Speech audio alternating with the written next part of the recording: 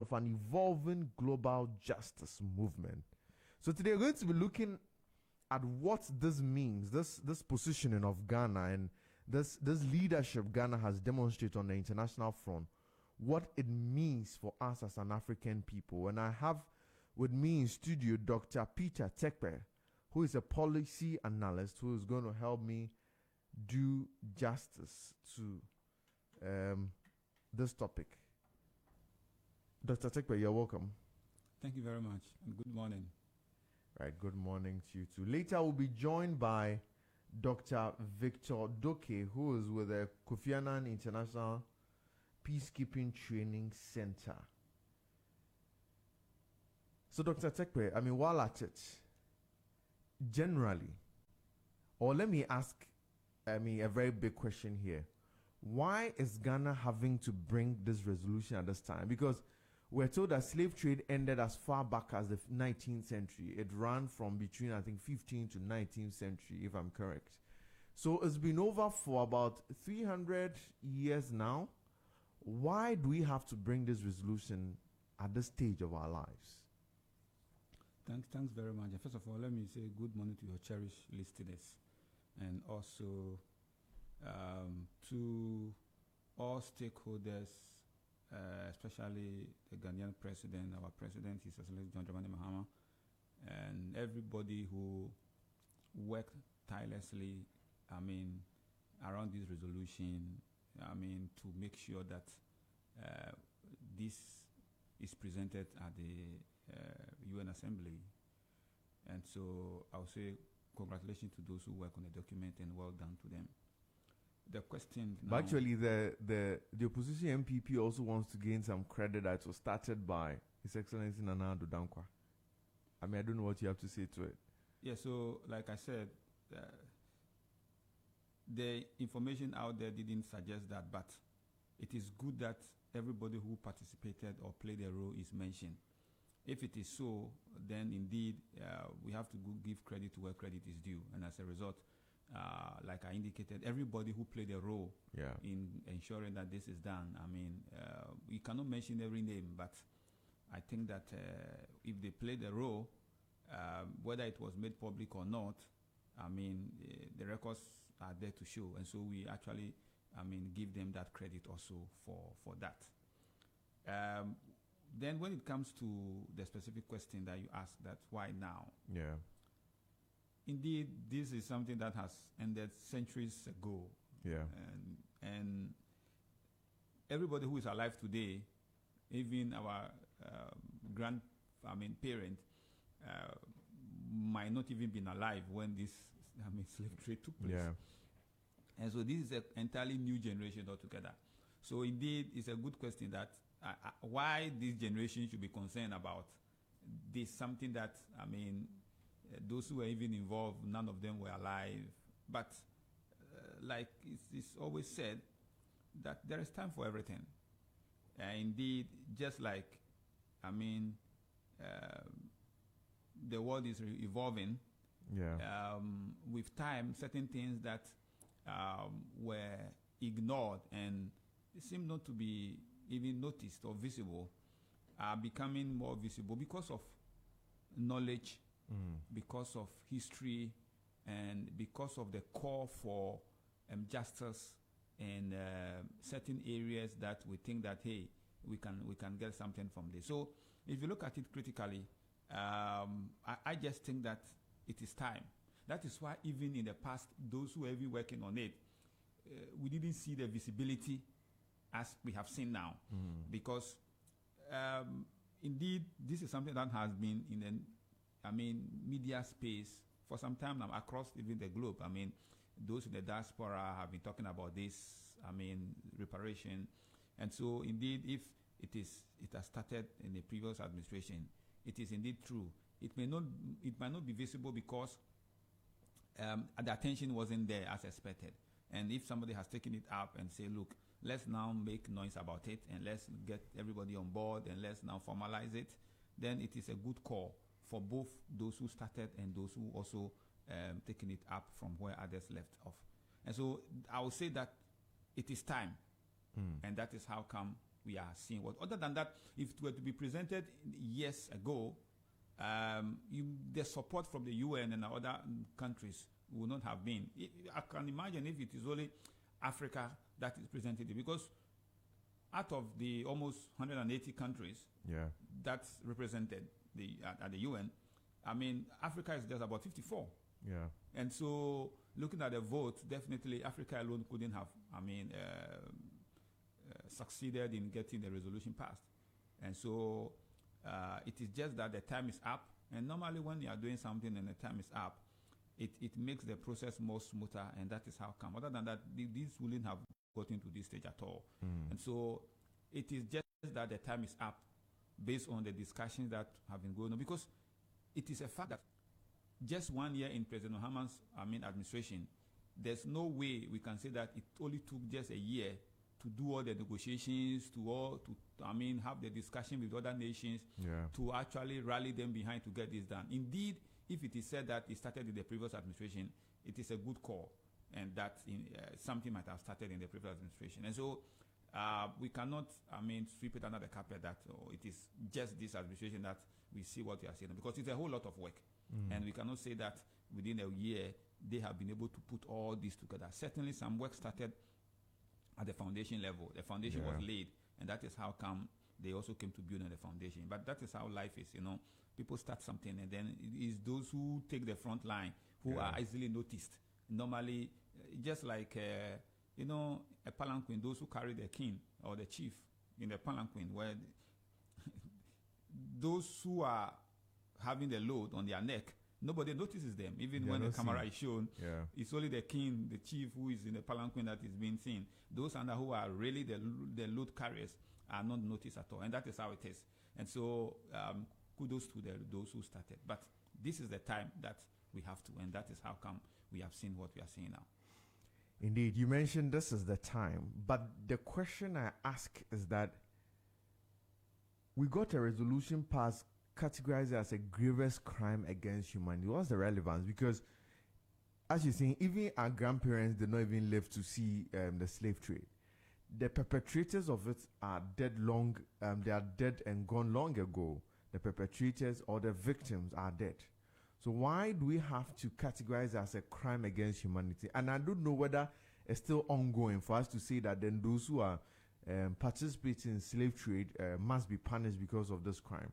So why, of what relevance is it to us that something that is dead 400, 300 years ago, today we are much so interested in saying that we want to classify it as a crime against humanity?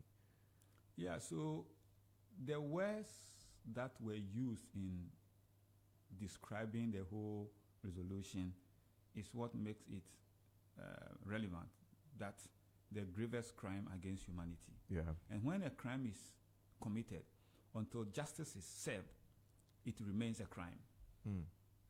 Until justice is served. And so, if you look at it from that perspective, it's just like people committed so many atrocities in the past, and not even slave trade, but within our own settings. And maybe the authority, the security agencies have been trying to get hold of them. For years, they've not gotten them. Once it's a crime, until there was some kind of justice, that matter wouldn't be closed. And so it's just like somebody chancing upon something that has been done. You say, oh, why should this be done to you? And all of a sudden say, no, let me take it up. So that thing might be hidden for years, but somebody saw it and said, no, let me take this up. Then all of a sudden it becomes public, information. Everybody talks about it. And then justice has to be served. Then we see this in our settings. Recent settings where we see certain information that comes out. We say, but this person has gone through this, inhumane treatment, and nobody has seen it, and somebody has brought it up, and now the police has to take, hold of it, and then have to investigate and find out. So basically, that is what has happened. None of us can actually describe how the slave trade actually took place, because none of us were witnesses. Yeah. And so we can only talk about it based on what we were told out of history. Or read about. And that is how come we will say, okay, if this is what happened there, this is terrible. And indeed, based on history and what we were told and what we read, this is indeed a grievous crime against humanity ever, that it shouldn't have happened to any human being on earth. It shouldn't have happened. I mean, and so if you look at it from that perspective, then it is good to say, no, looking at the whole situation, and let me break it down for others to understand that somebody has actually used you to achieve a certain level of success, irrespective of whether it was formalized or legalized. The process was so inhumane such that even if you want to make work for yourself, just like somebody who has an organization, you employ people, you are paying them all right, but looking at the process that they go through in order to be productive or in order to produce for you to sell, maybe certain conditions. At the end of the day, we know when you are working in a particular setting as a factory, there may be some safety gadgets as a result of what you are producing. If you don't provide them with all those things, and it is affecting their human system, their health system, but you are interested only in making money, the profit. If that person falls sick and dies, and it was detected that it's as a result of, maybe a sickness or something he contracted from the work that he was doing, and it is because you didn't provide the person with the needed safety tools or implement, definitely a case can be made against you. And so that is basically what we are saying, that yes, in the past, it may be that our own great and our own ancestors, let me say so, our own ancestors, willingly or unwillingly offered their own family members for the slavery. Yeah, I was going to ask them that part of people being complicit, because in as much as we talk of the criminality of it, we can also leave our traditional leaders who were also they voluntarily offered the people for slave trade. So can we have that conversation without apportioning a portion of the blame to our own selves too? Because they didn't come with us with guns. They came, created their forts and their castles. They met the traditional leaders, gave them gifts or whatever compensation they thought they were giving. Our traditional leaders voluntarily released the people to them. They kept them in dungeons, transported them across the transatlantic. Can we take out the fault of our own people from this equation? Well, I will not say so. I will not say so because normally when somebody is in a situation where he's entering into a particular term of contract and the terms of reference has not been, well detailed, or clarity is not given, full clarity is not given, and then you go into it and realize that this is what it is, and you don't have any option to go out. So just like you applying for a job, you have decided to apply for a job, you went for an interview and you were given a job, and then you were given a contract. After that, you read, you understood it, and then you went to start the job. Then all of a sudden, the conditions is such that it is affecting your health. But you also need money, and because of that, you say, let me stay. So it's the circumstances that arose at the time enables you. So you, the employer, must make sure that no, you have to look at you have to look at the concern of the worker. It's not just a person coming to work and then working for you. No, you have to be deliberate about the person's health as well. But isn't it rather going to be like, let's say these institutions, if we liken to employment, these institutions which outsource work, so, let's say the security agencies, some of them, let's say I being a private person, I need security services. So I go to a security agency that give me somebody to come and man my home. Now the person who is given to this, a person comes to my house, I beat him, I put pepper in his face. The director of the security agency is fully aware of what I'm doing. He does nothing about it because he has taken his money. If we are portioning blame, I will be liable, admittedly. But can the security, the director who brought me the pay, who knew exactly what I'm doing to his people, but keeps bringing me people, can he be left out of the equation? So I'm happy with what you said. If you know that this is the situation you are in, if you look at this circumstance, these people were taken out of the country to a certain level. The process that they went through, until you are involved yourself, you wouldn't have known that they have to be but changed. The chiefs knew of the forts, the dungeons, the conditions under which were put in. Some of them were kept in the and I think from the history from the castles, they were not taken immediately. Some of them were even kept there for 2 years, where the governor can be there, he's raping them, they are beaten, and some of them are even killed there. Yeah, but who knows that? You see, the chief might have given, or the father might have given their child out for slavery. But you see, because at that time, slavery was common. Slavery was common. Either it's being used in our own farms, our own ancestors. They were using people on their farms for slavery. It was happening. More of work, not slavery. Okay. Labor. That's how we will call it. But if you look at how some people were being treated, then it's just the levels of slavery, because some of them were going through inhumane treatment as well. But the difference is that everybody sees what they are going through. Everybody sees. It's just like normal. We look currently, we have it happening. Just that it is not open. There are people who have employed domestic servants, and they are treating them in a worse situation than we can imagine. So these are something. But who knows? So so is your argument that the traditional leaders can't be deemed to have been complicit in this crime against humanity in the slave trade equation, the transatlantic slave trade? Is your argument that our traditional leaders were not complicit in there?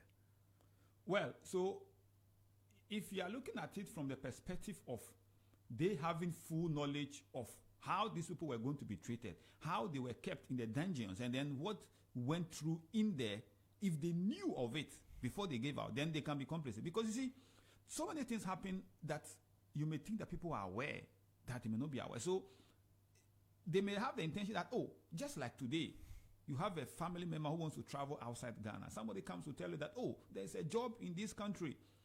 This is the amount. If you pay, you get there and you get employed. You have the intention that, okay, that is a good thing. Let me take them.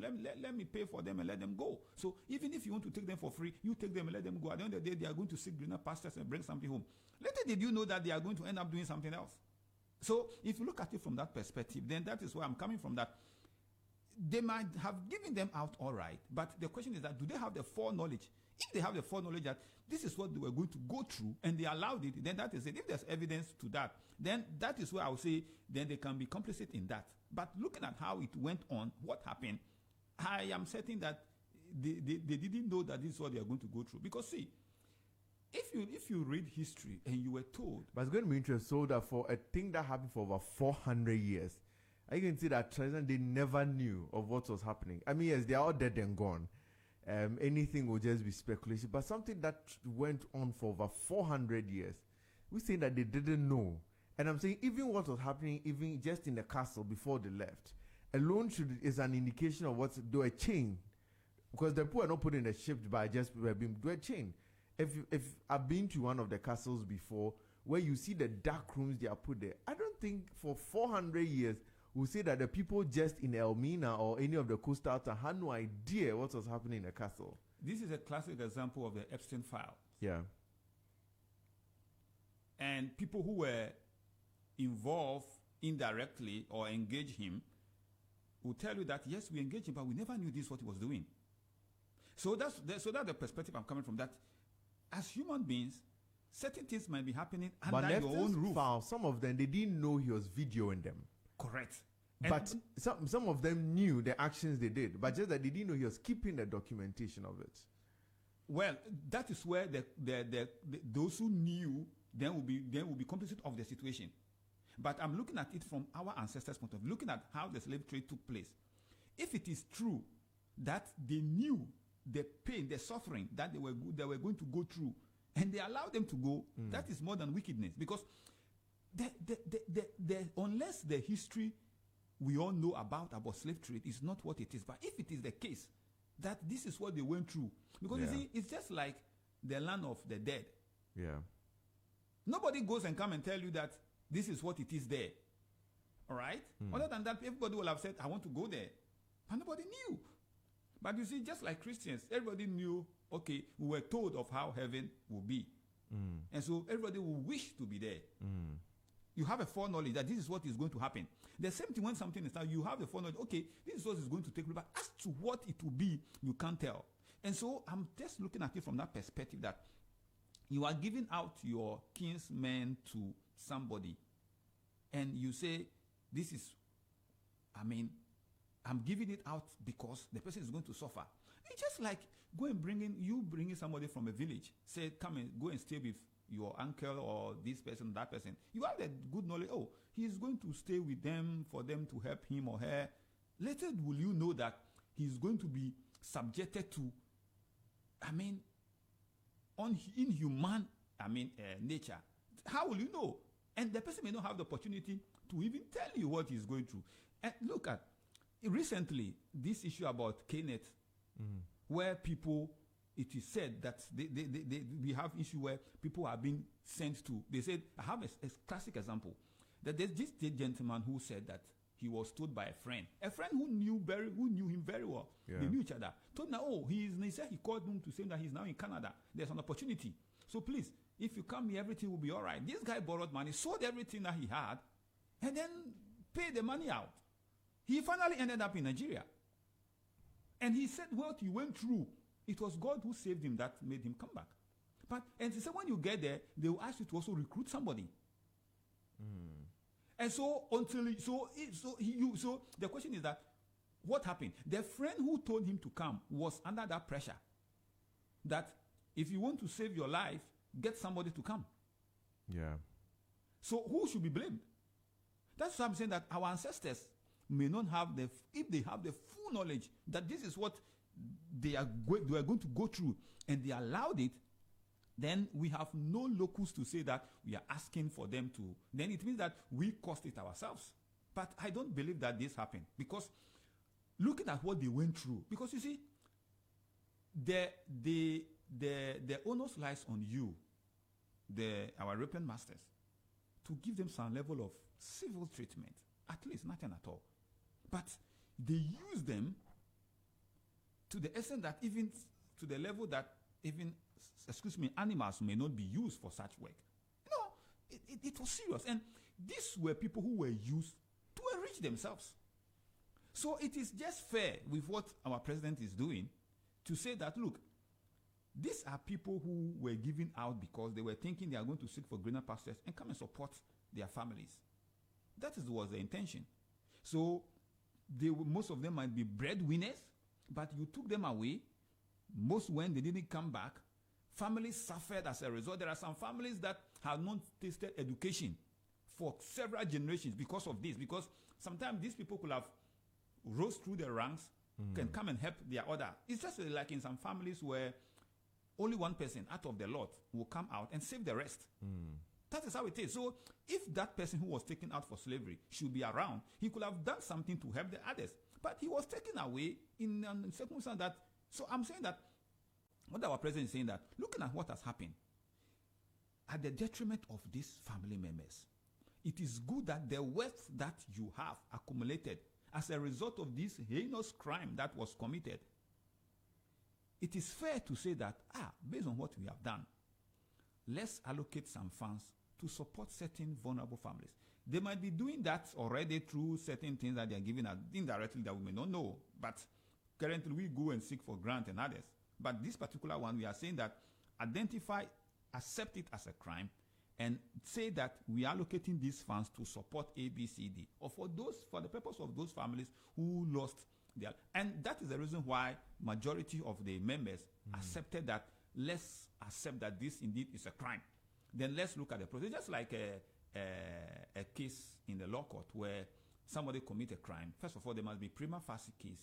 Then after that, you go through the process, the legal process, to actually declare somebody guilty before the court of competent jurisdiction. And that is what exactly has happened, that the UN has now accepted that, yes, we agree that that happened, this thing that took place indeed is a gravest crime to humanity. So what do we do next? And that is where the next question comes, that what do we do next? So indeed, what has happened, if we say that we are being complicit of it as our own fault, our own ancestors' point of view, then we are not being fair to ourselves now. Okay, if it is our own ancestors, that is why we are saying now, even if it is them, it is not born out of their own conviction. It is because of some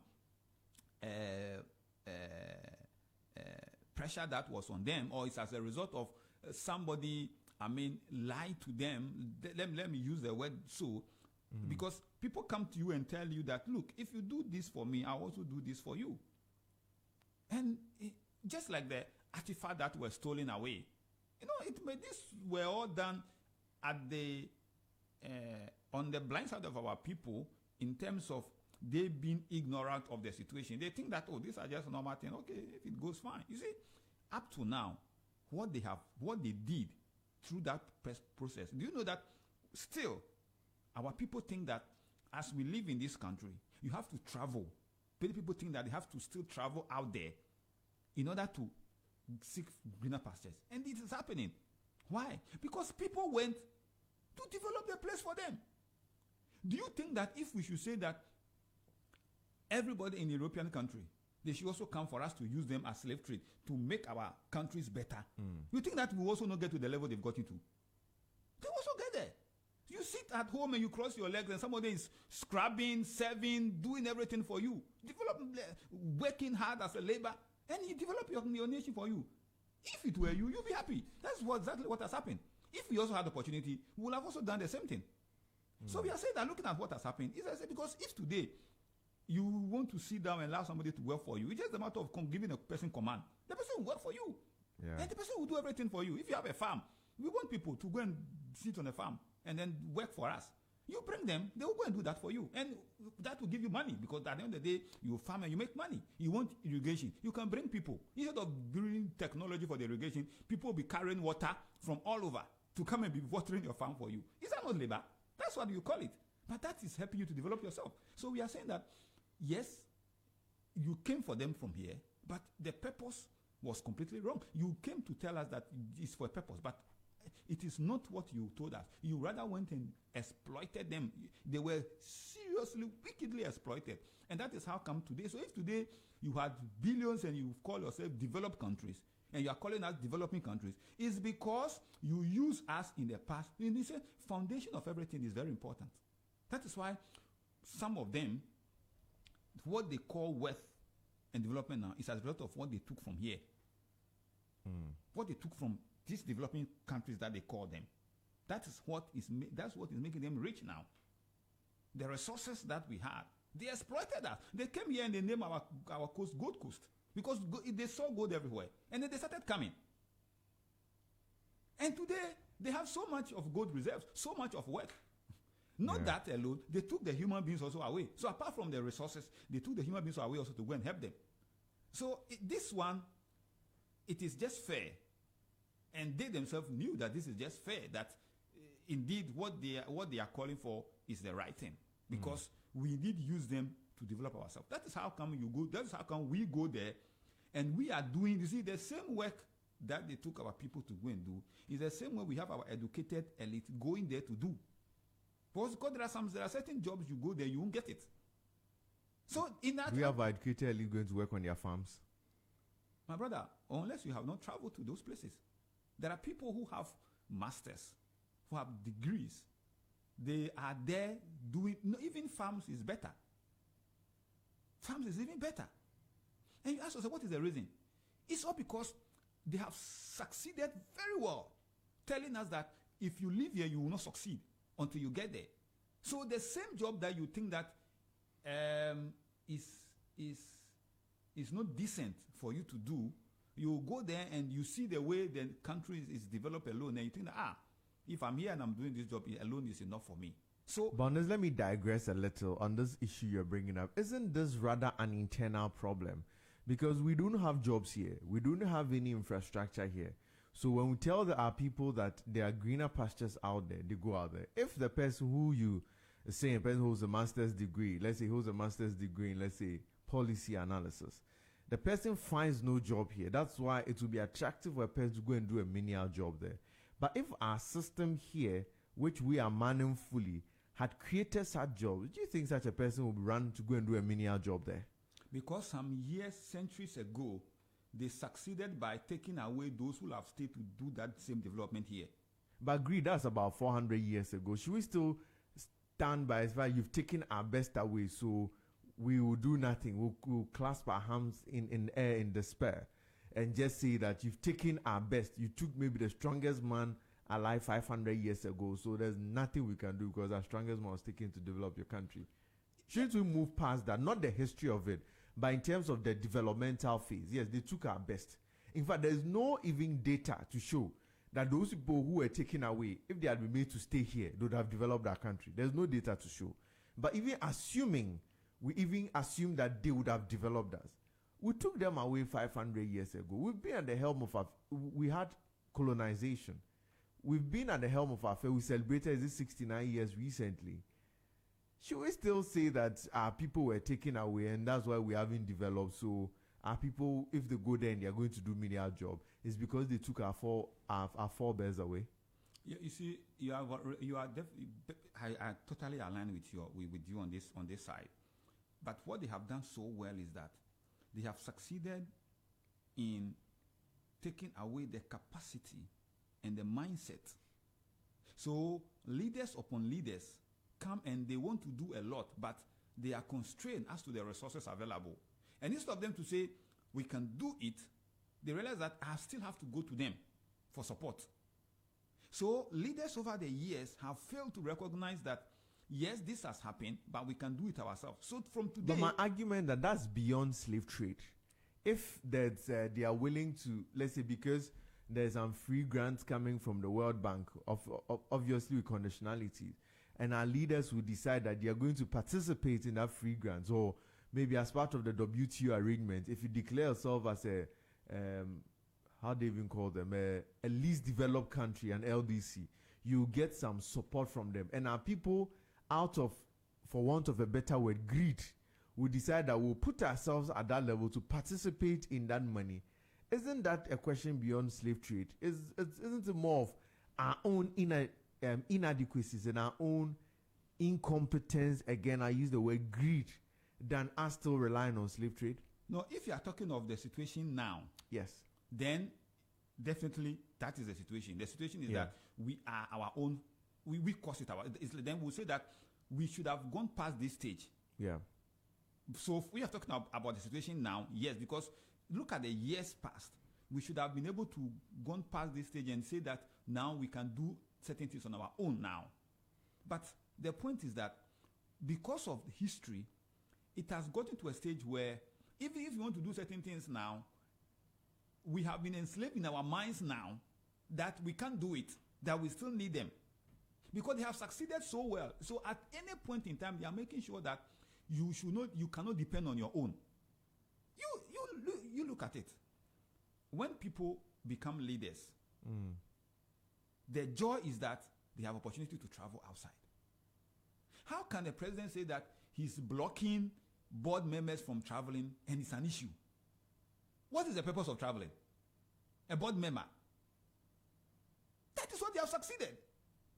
That we sit in a plane, we go there, we see their countries, we go on tour, and we think that when we go, that's where we get. So when you travel out, you get per diem. So he thinks that you make money from traveling. But isn't that our own greed? That's what I'm trying to establish. That's the point I'm coming from. That's the point I'm saying that now that is our problem now. Yeah. That is what we have failed to achieve. Yeah. So we are trying to bring out something that destroyed us in the past. Which is true, which is right. But we have got to a stage where, despite the fact that this has happened, we could have come out of it as well. But we don't have the capacity. So anytime a president wants to travel, everybody wants to be part of that trip. Why? Because he's going to travel, he's going to get a visa. That they even want to go and stay there without take their families, everybody. What do you think they are doing? So if you are talking of the current generation, then we have failed ourselves because we have got it to a point where it is like we can't develop anymore. We have to depend on them. So every policy of every government, the focus is that I'll seek international support. Yeah. Every policy of every government. So you look at all the policies of every government. All they are saying is that they are seeking for external support without knowing that it is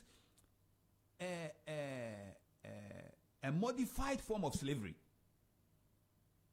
Because you say you want to develop your country, and you are not thinking of the people within your setting, within your city, among your citizens, who can help you do that.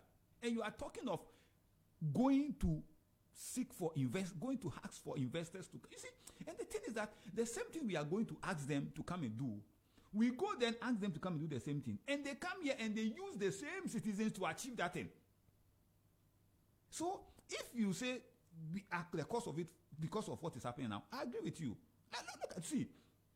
I keep saying, one of the flagship program of this government is the 24-hour economy. Yeah. that we all talked about. Yeah. The previous government was one district, one factory. One of them. Yeah. If I tell you that all the factories that were established is foreign based, you'll be shocked. Why? And under the 1D, 1F? Yes, under the 1D, 1F. Yeah. Either there is. Do you mean all of them were foreign based? Not, okay, let me say not all of them, but majority of them. And those that were even local based, they don't have any capacity. Those that were strong either have foreign partners. Do you have the statistic to support that? I haven't seen that data though.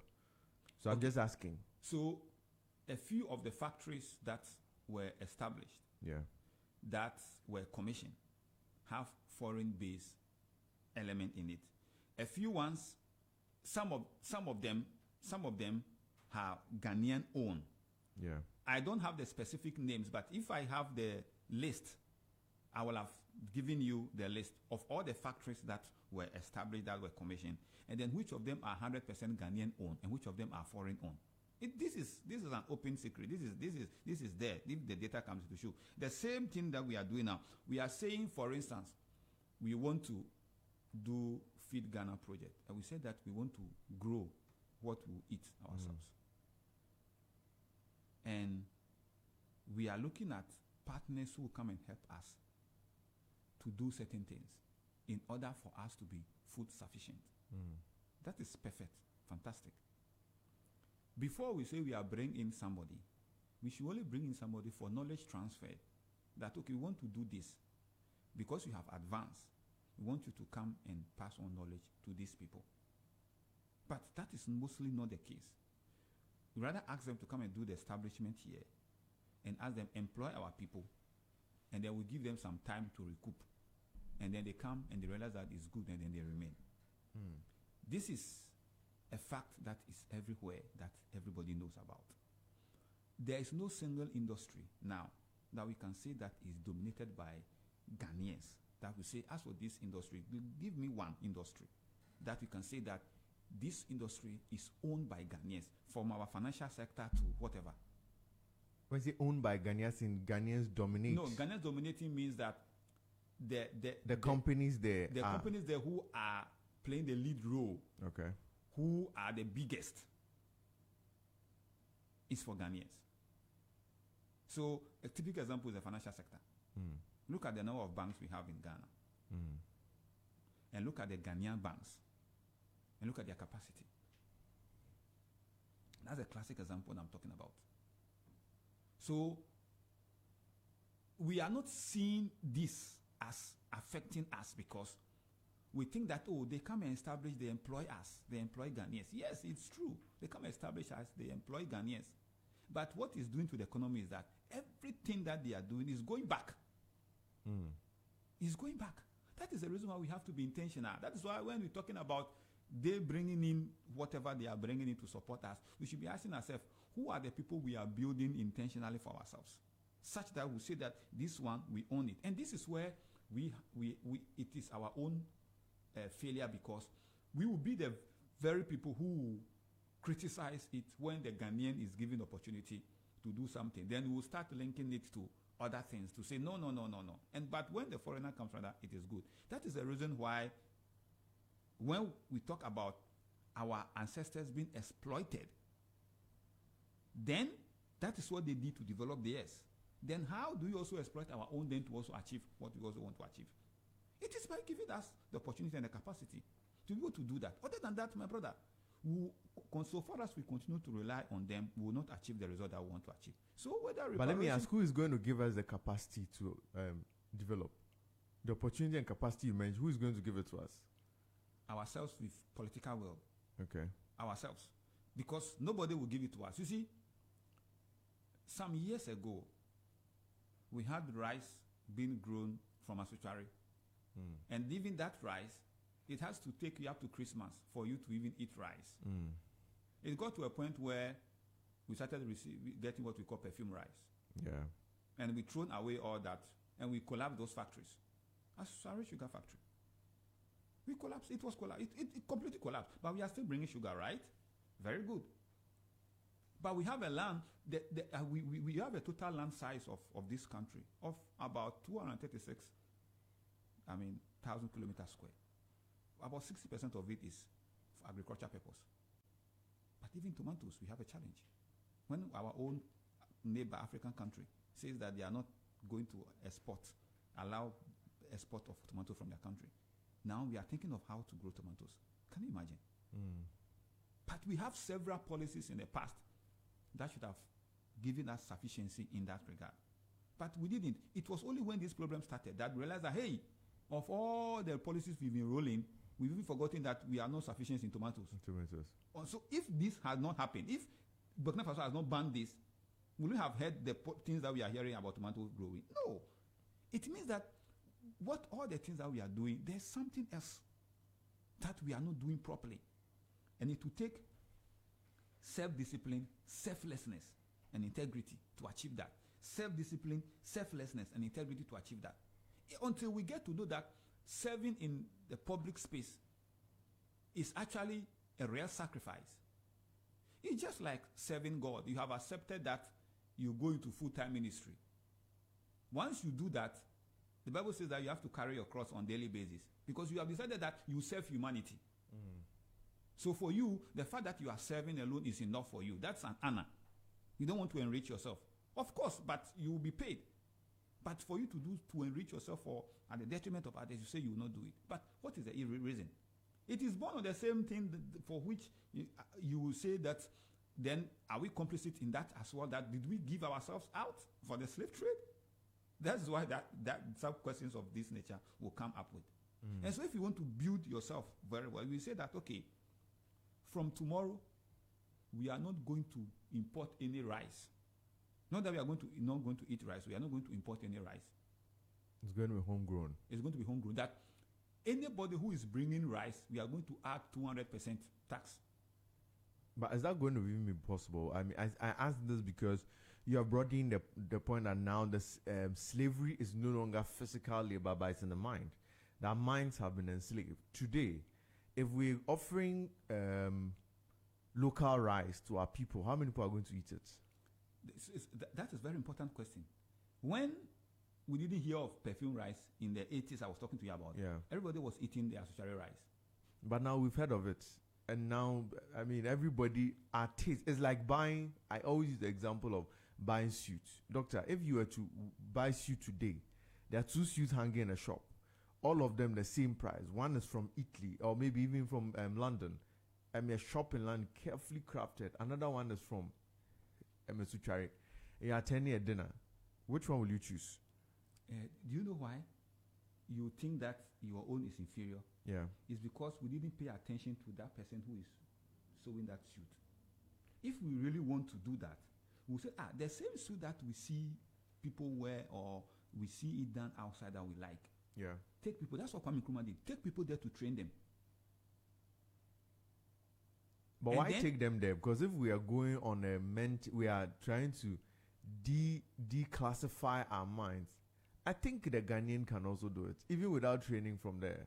No, yes, you see, but maybe just being equipped, being given the right resources. No, you see, the fact is that we are behind in terms of development and advancement. It's a fact. And so if you want to catch up, then you have to upskill your skills.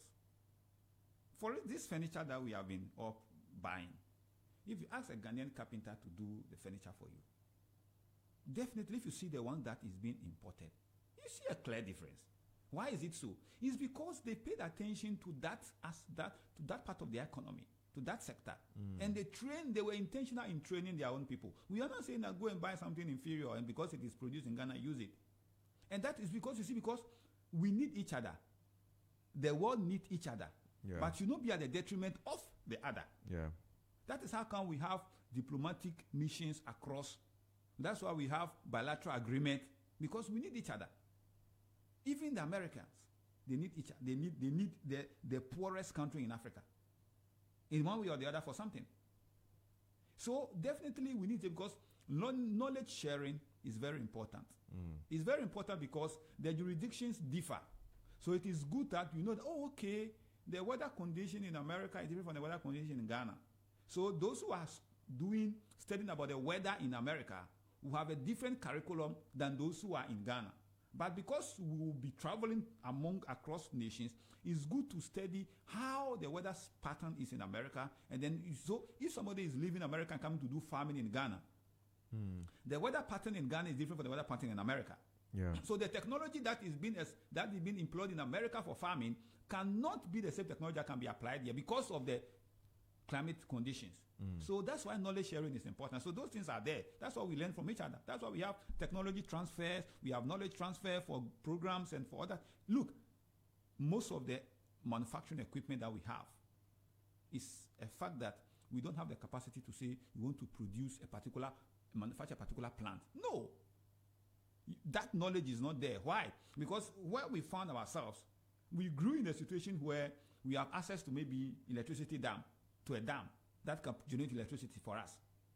So we didn't have the intention of how do we build a plant until we start having power issues. Do you think we were concerned about training people?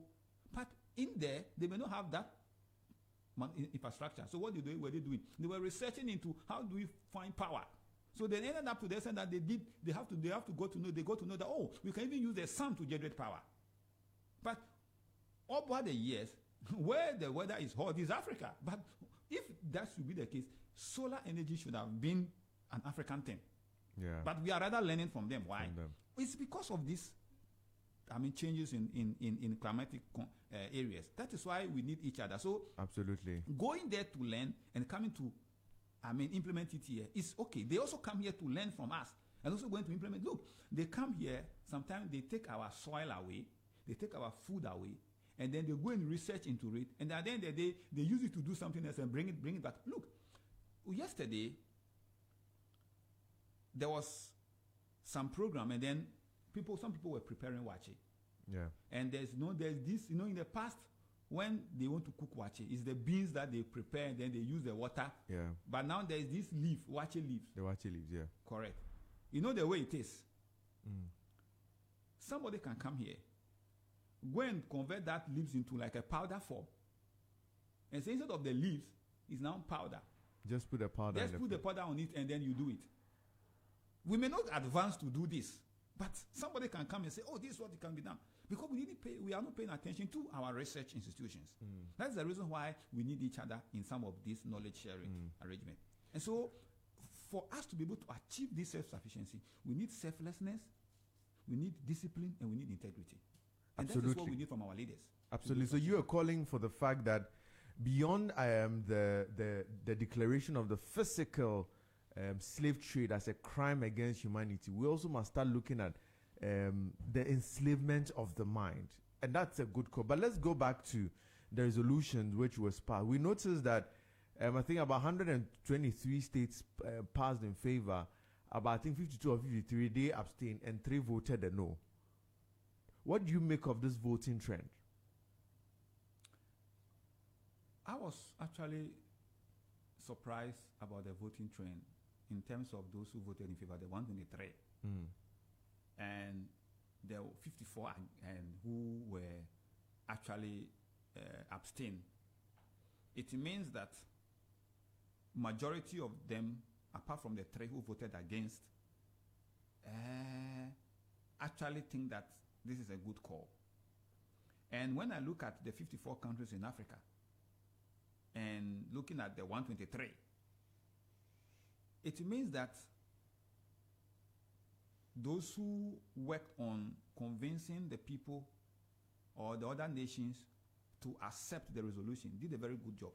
What it means is that when we put in effort, we can get certain things for ourselves. Because if we're able to convince 123 nations, including our own selves, to get this resolution passed, it means that there is something good that we can offer. And when we put in the same energy we put into this, there are so many things that we can succeed in doing. So this is actually a wake-up call for Africa that, look, over the years, we might not have been thinking of succeeding in this, because how many of us are in the UN Assembly? But we have succeeded in convincing. Look, those who abstain, if they should vote, they could have voted for otherwise as well.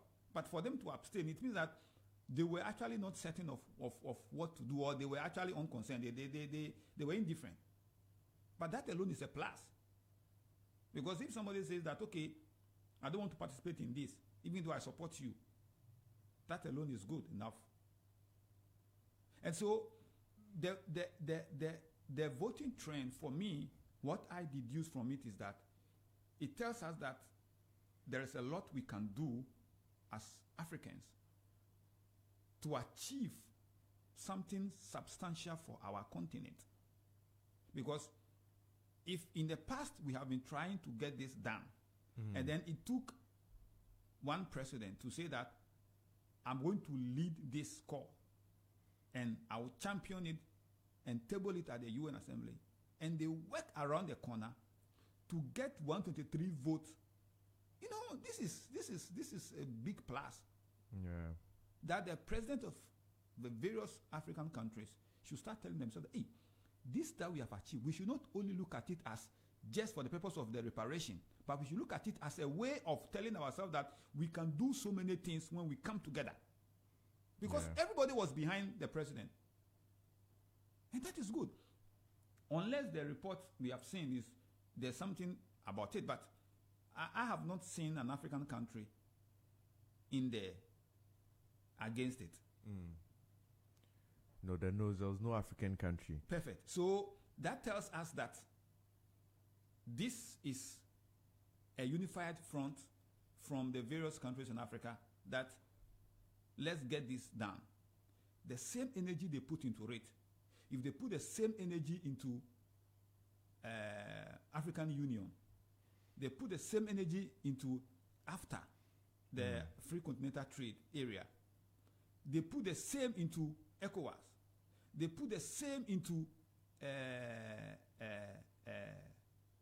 the Commonwealth. Yeah. The nations that goes, and we say let's champion this. I'm telling you, they can't say no. That the whole of the African continent is saying, now look, these are the resources that Africa is having.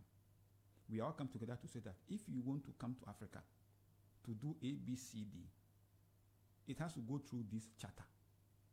What Africa is going to get, if it is about a particular country, the resource of that particular country, what we are going to get. You know, we have. That's actually a very good thought. Please hold on to. We'll come back to it just shortly on how we can leverage this power we've gained for our own development. But just on the vote, before we switch, I was just curious about the vote of Israel.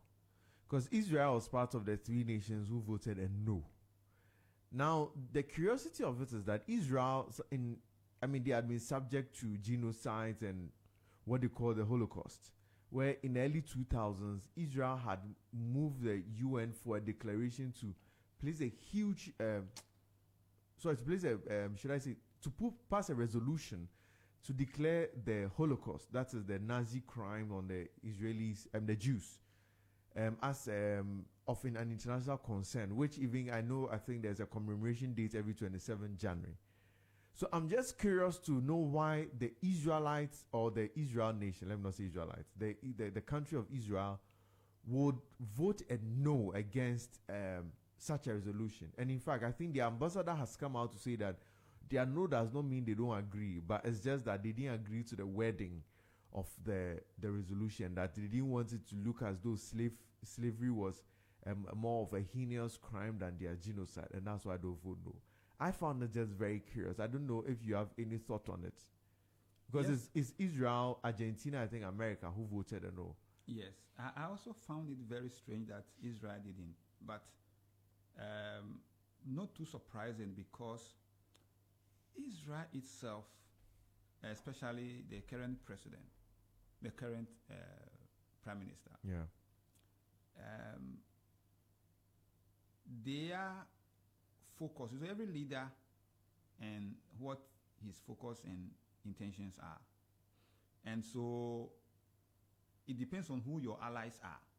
Yeah. And where your allies are heading to and what you also want. So sometimes you as a person may wish to do certain things, but looking at the person that you are supporting or you are working with, you may not want to, veered off. And that is what I see that Israel, that's what influenced them. Because indeed, if there should be somebody who should support this, Israel should have been a strong supporter of it. But like I said, it depends on who your allies are, your focus, and what your intentions are. And that is what has culminated in this. Because the utterances sometimes from these leaders, you wonder whether they have a personal agenda or they really doing something for the nation's interest and then the continent. Because certain decisions are taken and you ask yourself, is the decision being taken for today achievement alone, or is being taken for tomorrow? Because some of the decisions you wonder.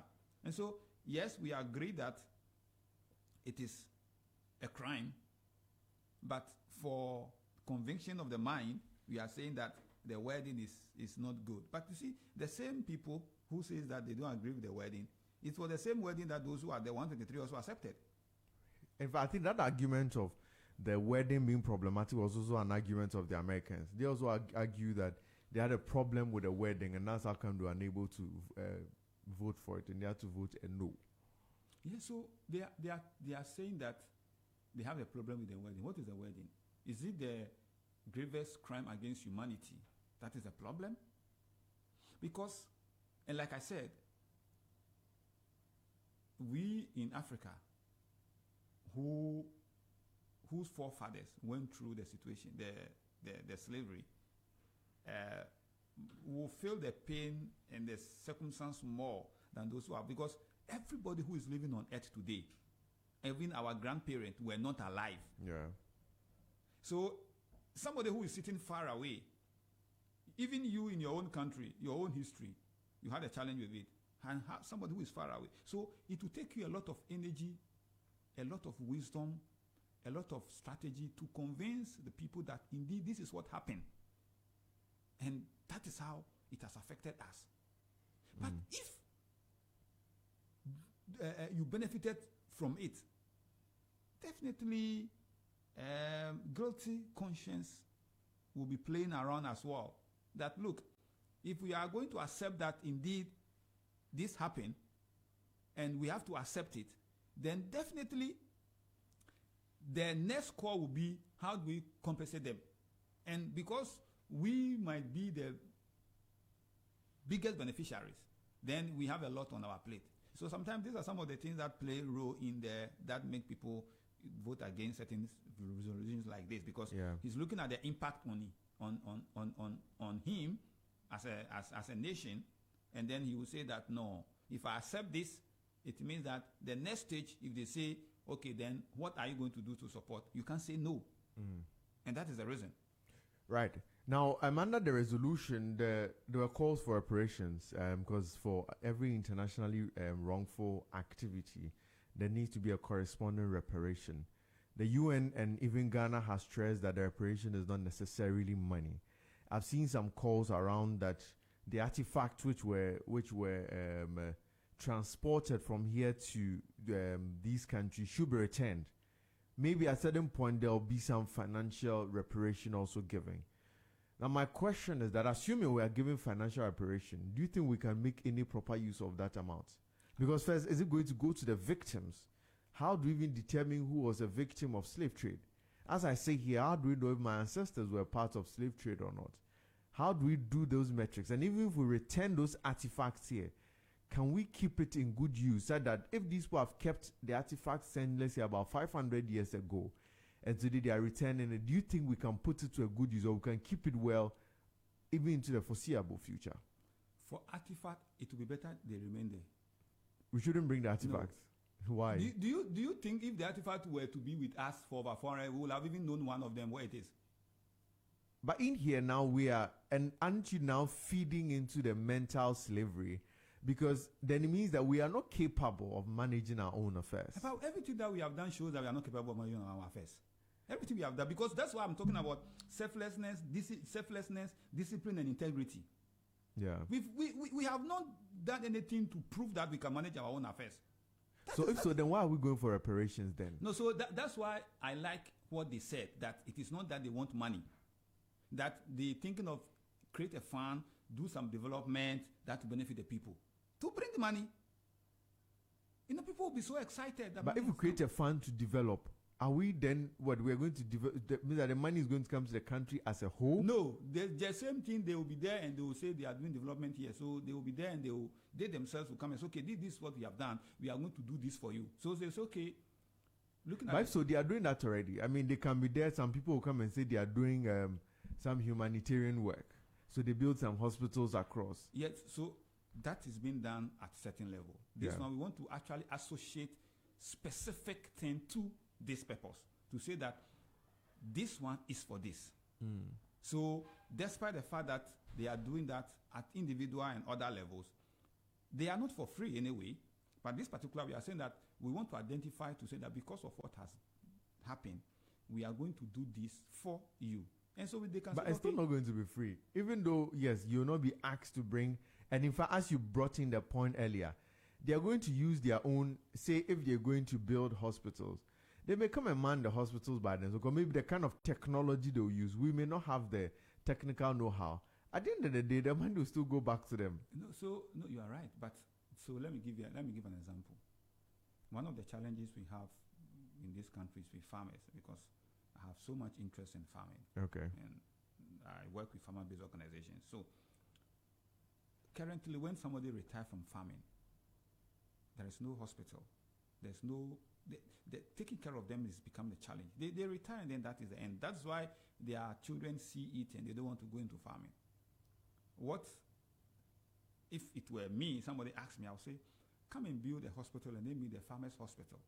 Equip it so much, and then bring in expertise to come and manage this hospital, and let them be taking care of our farmers. To say that, okay, because of what we have done, this is something that we are doing. So you have a very ultra-modern, just like we have other hospitals, the bank and co that we say is looking at it for category of people. We say, okay, this is the farmers' hospital. These are people who cannot come and afford this, but we are building it for them, and we are going to supply all the logistics, all the equipment, all the drugs, and then anybody who farms and has fed the nation over the years, when you retire, we say, this is what we are doing. Or say, development in those areas. If it is road, if it is school, we say, okay, we are building it to say that these are, we can name it, whatever, reparations, school, whatever. That's like we have HIPICS initiatives cut across. We can also say, okay, we are going to do this. So, for instance, Agenda 111, the hospital that we want to build, we say, okay, look, this is what we want to do. This is going to help the vulnerable. So, come and build it for us. So, they will say, okay, we'll do that and we'll equip them. So, we are going to get ultra-modern hospitals in the remotest part of the country where people will not have to be traveling long distances. But isn't this one wishful thinking? Because we also have to be able to appreciate the fact that the UN declarations also are not legally binding, such that the countries involved have every obligation to do that. It's a resolution which because the UN, I mean, they operate largely on good faith also, the good faith of the members. If the people say that, or the states involved are not interested in doing that, there's not much we can do actually. No, yes, because you ask the question that, what do we want? I mean, should the money come or not? Yes. And I'm talking about, okay, if it were me, this is what I'll ask for. It's not the physical okay, money. so if you were government, that's what you're going to do. This is what I would, that rather let something be done, something monumental that we can actually align it with this, to say that this is actually the benefit that we got. Because but isn't it rather going to be easier for us to have rather taken our artifacts, at least those ones which belong to us, we create, let's say, a national museum and keep them there? That won't that even help us even raise more income? Because we don't value those things. Let me tell you something. If we really value those things, our national museum will have one of the best in the whole world, because because we have those artifacts that we can tell to the whole world that this is what we have.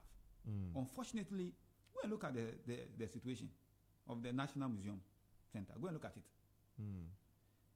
It shows that. It shows where our priorities are. That's what I'm saying, that if you bring these things here, if it were to be here, by now, either they are going bad, either they've been stolen, and It's probably been melted. They're in fact, good. I was even shocked that they have kept these things Yeah. till now. That tells you that these people, they see very far ahead that we don't. So sometimes that is why I talked about cross-development, that we cannot depend on our, definitely we will need them. But how do we collaborate is the most important thing. Because I can tell you that if these things were to be here 400 years ago, we would not be able to, make good use of it. By now, we cannot even find them. You let them go and bring them. The next 100 years, you go the same place and they'll tell you that it's even missing. You can't find them. So if it is rather safe somewhere, we have embassies across the nations. We can decide, okay, let these things be, at least if it is safe there, fine. If you want it, you can be able to have pictures of it kept somewhere. If somebody travels there, want to go and see it, can go and see it there. Until we get to a stage where we are convinced that now we have people, leaders who are selfless and can say that we have not only leaders, but we have appointees and we have officers of the nation who are now, we can now say that these are people who are now thinking about the nation Ghana. Then that is where we can truly say that, okay, now we are capable of managing our own affairs. As a result, let us now start going this way. Because you see, leadership is a lot of sacrifice. If you want to be a leader and succeed, there are a lot of things you have to sacrifice for. Yeah. You don't have to do things that will be popular with individuals. But unfortunately, we are doing things as leaders, policies that are popular with individuals, but not with the nation. So because of that, individuals have become more powerful than the nation.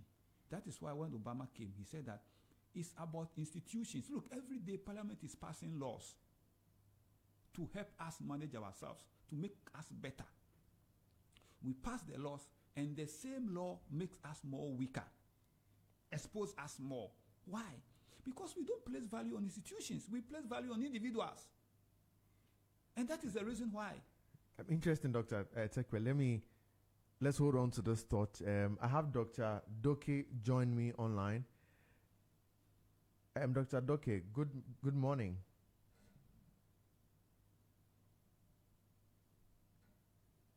Hello, Dr. Doke.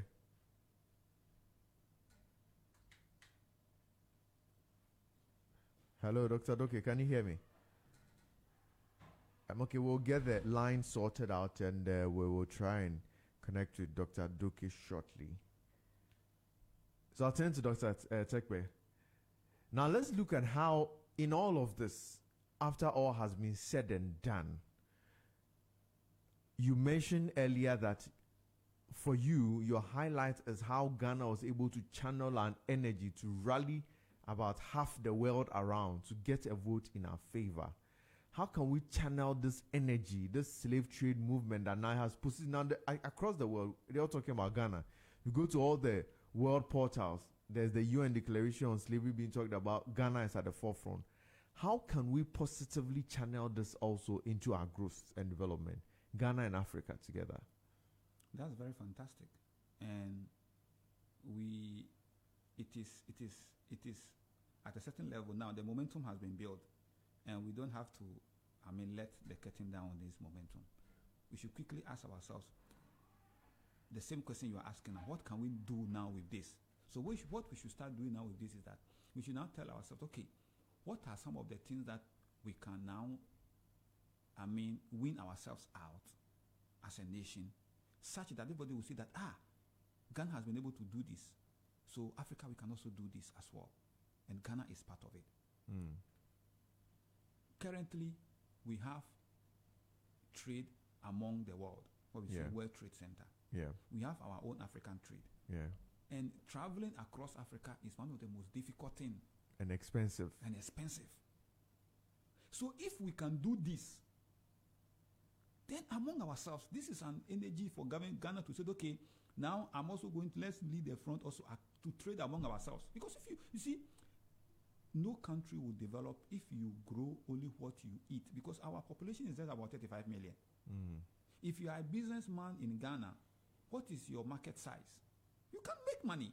You cannot be in the billions.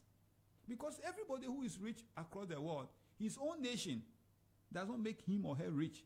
It's what he sells to other nations, what other people are benefiting from his or her product. So for Africa to also develop, people must also benefit from Africa.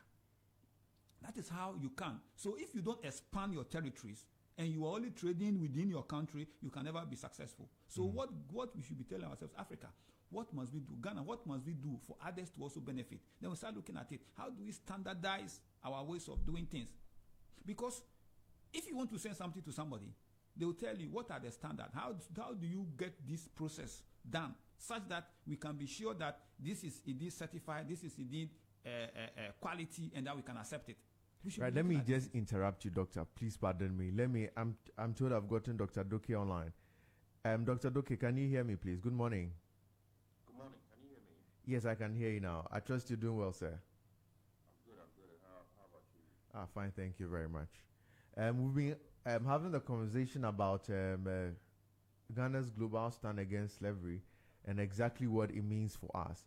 Since you joined us at this time, let me just ask you a direct question that this UN resolution we have gotten in our favor, which is declaring slavery as a very grave crime against humanity, what should that mean for us as Ghanaians?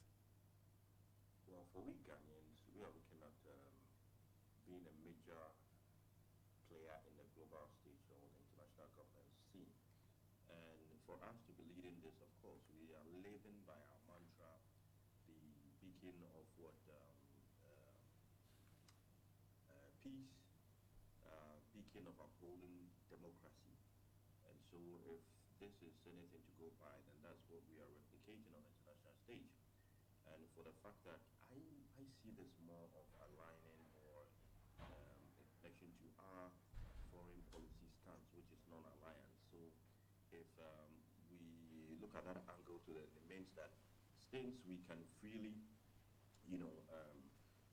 put our views, our critiques out there, we sort of like do not see any country or any entity or any organization as being a hindrance to our goal for collective Africa, our goal to multilateralism on the African continent, and then our goal to how we do things with regards to international governance, especially with all these powerful states, bigger economies, and all of that.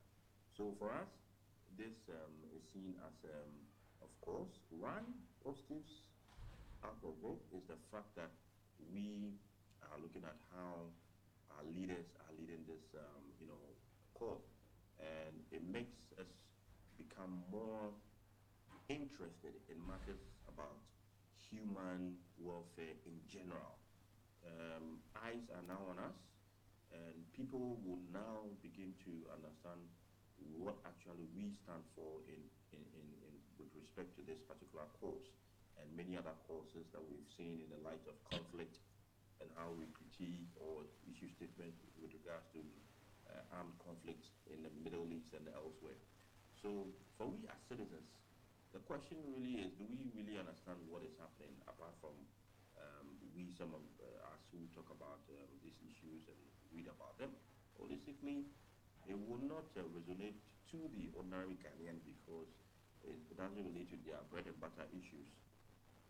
So for us, we see it as a major stake or major pull for us to, be part of the global playing chess. And we are looking at how powerful states have been, the dynamics of power relations and all of that has determined the issue not being focused on the inhumane treatment of the slave trade. It played out a lot because then whoever is at the top will allow these issues to come up and to be tabled and for votes to be whatever. Now, dynamics has changed, power relations has changed. And more importantly, when we're talking about the aspect of moving from bipolar to multipolar, that it means equal share of what power. So any small country you didn't recognize in the past can now, speak up, and that's only not just speaking up, but has what support from the international arena, and this is exactly what it is. The aftermath of this, okay, consequences are also there in another discussion. Major players who think they are the bosses in the entire world, how do they take this? Of course, we've seen it in their votes. So then, what are the consequences of this? Looking at that political figure who is heading one of the vehicles, so what is the consequences? What are the effects? What are we talking about exactly per the continent that we want? Reparations, yes. Do we want technology? Do we want finances? Do we want just symbolic, representations? In essence, tangibles and intangibles. It's now that a real conversation is going to start. But let's not forget the aspect of major players who have voted against this, who would go all out to work against this collective objective. That's intriguing. And you bring the part of the now us going to have another conversation of what we want, tangibles or intangibles. There's been a lot of concern about people requesting that Ghana should, or Africa, or the victims of slavery should request for a return of the artifacts which were transported or taken away from their territories. I asked Dr. Tekpe earlier, he thinks that they shouldn't return artifacts, they should keep it there, because if they're going to keep it for about 400 or 500 years, then there's some reason why they should keep it.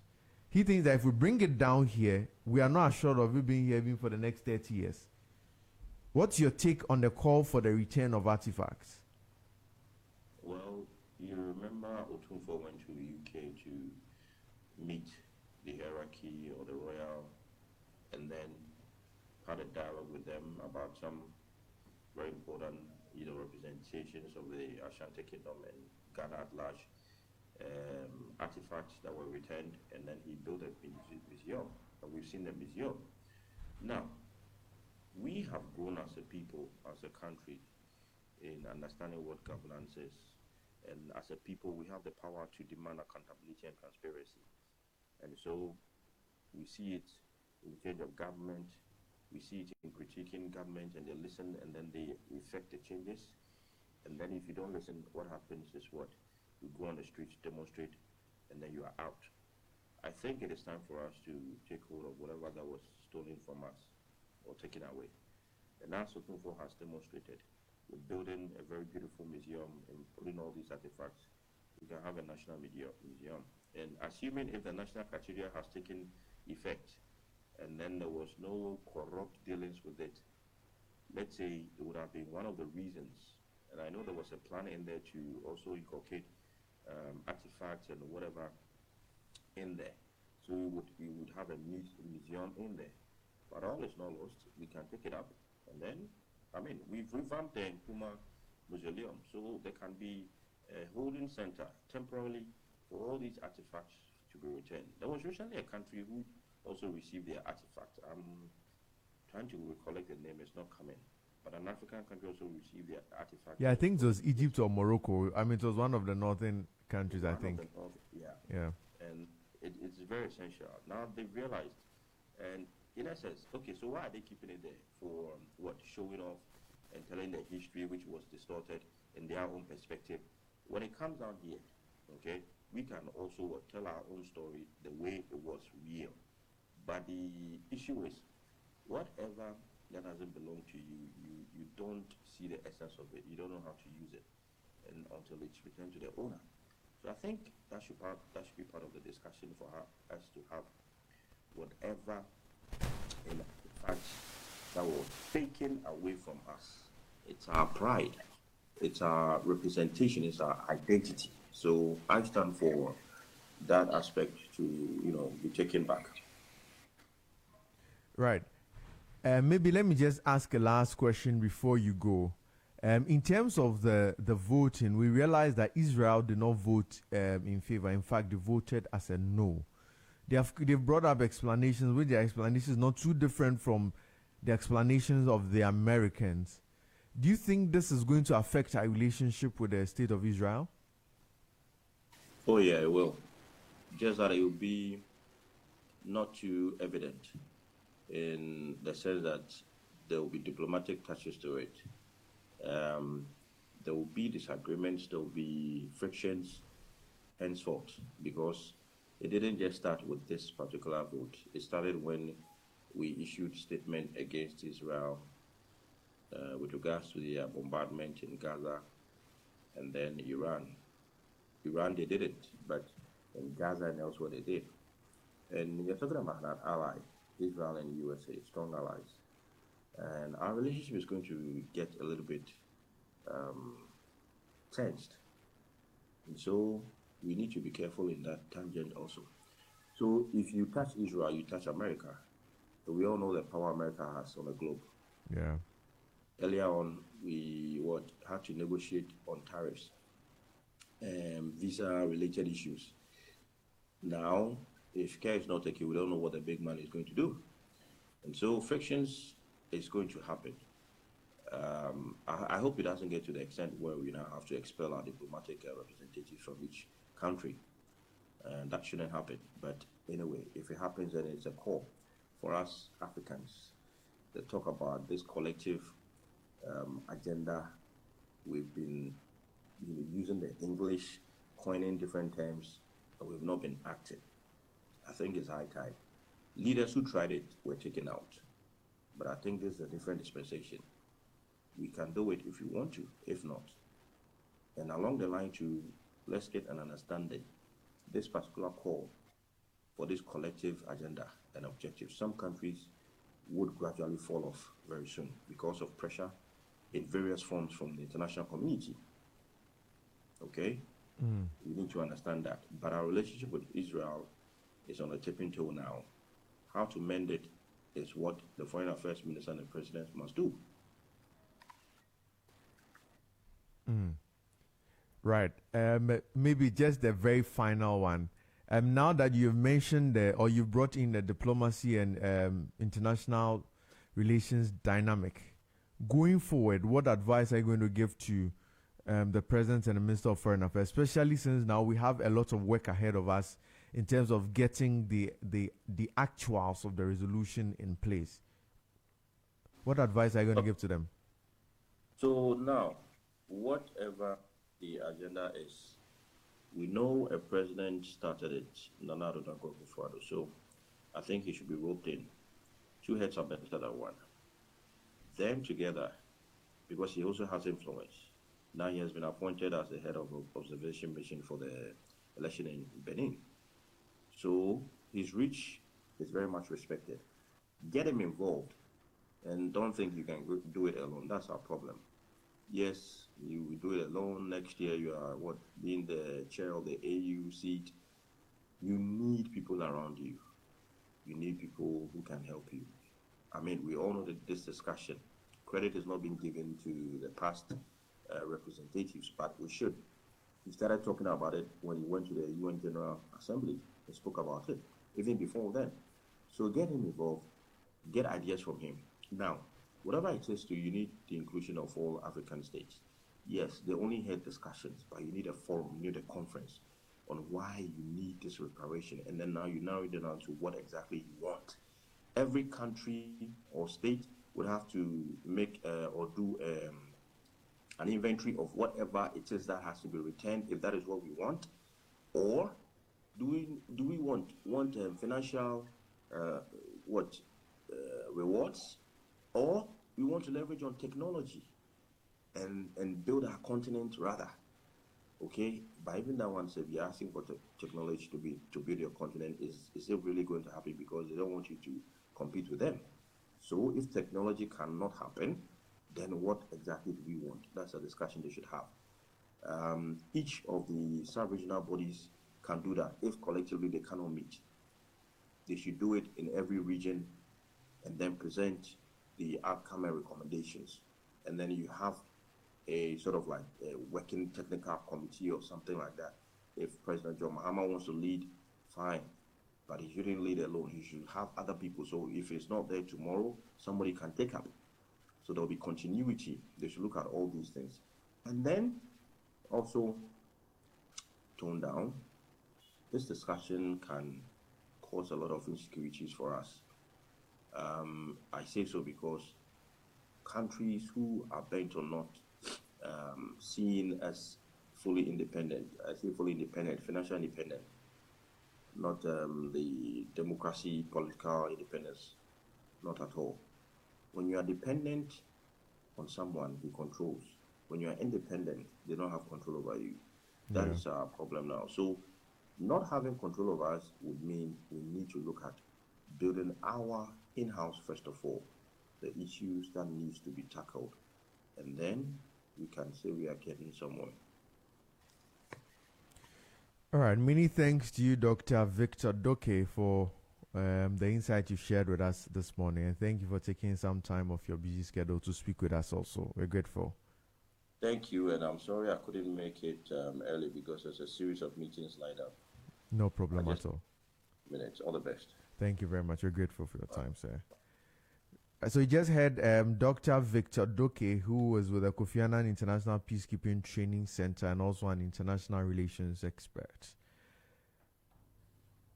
Dr. Tekpe, I mean, in wrapping up, I mean, I think I interrupted your point when you were making on how Ghana should leverage on the show of power, I mean, power in commerce, to the development of Africa. I think you're speaking about how we can leverage on, or how we can build and solidify our move for the African Continental Free Trade Agreement.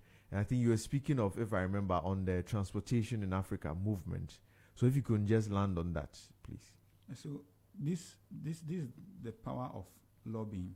And so I was saying that the same energy that was deployed in lobbying to get this one to the three nations to actually buy into the idea, we can employ the same energy also into the continent as well, in terms of Africa, where there are a lot of things that the African community can do. And I was talking about trading among ourselves as an African country, as African countries. And if you look at the difficulties in moving across the continent of Africa, very expensive and frustrating. Like ECOWAS, we have the passport, for instance, that you can move across the countries without visas. But how do we ensure that across the entire continent of Africa, flight movement and a cost will boost business production? Because people who really want to move across countries, if it is not for pleasure, then definitely they want to actually look at how they will do business across the nations. And everybody is interested in development for each people. And so we shouldn't let the momentum go down. What we should do is to see what next we can champion as a country, so that we can rally the other countries alongside as well to say that this is what we want to do. Then I'm looking at the movement across, and then the free continental trade area, where we have the headquarters in Ghana. Yeah. If we don't take it to be an institution that will not be visible at all. So the same trade that we want to do among ourselves will end up moving across the African continent for the same purpose. We have a lot of things that we can do among ourselves. So let's leverage on that. And I'm sure that we will succeed just as we've succeeded, because this is going to be within ourselves. And so if we are able to succeed beyond ourselves, then definitely within ourselves, that should be easy. So the next phase is that President should start looking at how should Ghana start, extending its territory in terms of what we can offer to other nations. So that whilst we are bringing in a lot of policies, implementing a lot of policies, we will now have overflow that will be needed in other nations. Then you see businesses will strive. It will benefit the economy in terms of forex inflow, because once you are able to do business outside Ghana, money comes in. And so projects like the accelerated export program that the government is bringing, all this will not thrive if you don't have the logistics problem resolved, if you don't have currency issue resolved. So businesses obstacles across the continent is clear. It's very obvious that there are more systemic challenges that has to be addressed. And so we should start channeling this energy into addressing these systemic challenges, so that Africa will be a country that everybody will also be looking up to and be talking about, just like this is being talked about as well. Absolutely, and that's a very good call, that now we have to challenge this energy into the various sectors of our continent's economy, so that now Africa can be able to rise. Many thanks to you, Dr. Peter Tekpe. I almost call you Sir Tekpe, who's a policy analyst. Thank you very much for spending your Saturday morning with us, and we appreciate the insight I've shared. Especially, I appreciated a lot the insight you shared on now the mental slavery bit, that beyond the physical enslavement we went through, it looks like we have been put through some mental slavery also, which we should fight hard to break free from. Many thanks to all our cherished listeners who spent their Saturday morning listening to us, and for those also who joined us on our Facebook platform where you saw us live in video. We are very grateful for your time, and we are thankful for joining us this Saturday morning and having a conversation on what the UN Declaration means and what it means for Ghana and the world at large. We are very grateful for your time. Many thanks to my production team and to everybody who has in diverse ways supported this program to be a success. My name is Kwekweta Jumo, and until we come your way again next week, do stay safe. Do that which Ghana and Africa will be proud of you. And especially since Ghana has made all of us proud, that across the world we are talking of Ghana. On all the media platforms you can think of, you see Ghana's name there this week. I think it's very good to end on a note by Ochiamin Kwame featuring Kidi, that we are made in Ghana. Thank you all very much, and God bless us all. Z 101.9 FM.